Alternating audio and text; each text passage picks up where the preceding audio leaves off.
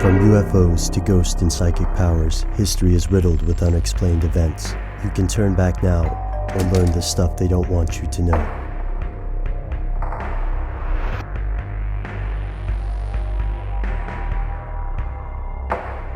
Here are the facts.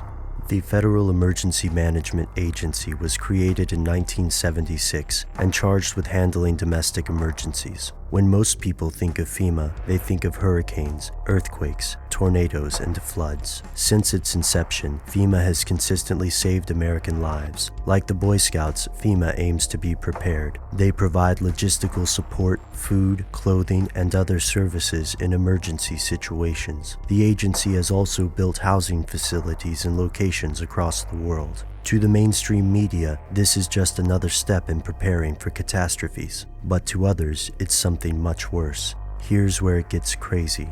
According to broadcaster Alex Jones, FEMA is a front for a secret government, and the housing locations will actually serve as quarantine centers or internment camps. This is not an unfounded fear. After all, during World War II, the US forced over 100,000 Japanese Americans into government camps for the duration of the conflict, and civil unrest could be considered a domestic emergency. How would this insurrection occur? Theorists cite any number of possible causes, from the establishment of a one-world government to a national pandemic. Some believe a global elite of bankers and aristocrats may artificially create a disaster to trigger a massive incarceration of US citizens who object to the plan, whatever that plan might be. Fringe researcher Mary Louise alleges that FEMA keeps a red list and a blue list, where people on the blue list will be shipped to camps for quarantine or re-education, while those on the red list will be executed. Skeptics rightly point out that this conspiracy requires an amazing, even implausible, level of organization. Also, a large natural disaster can displace hundreds of thousands of people, so building temporary housing in advance seems like a good idea. Yet there's another angle here. The US already holds the world's largest prison population, with over 2 million people incarcerated.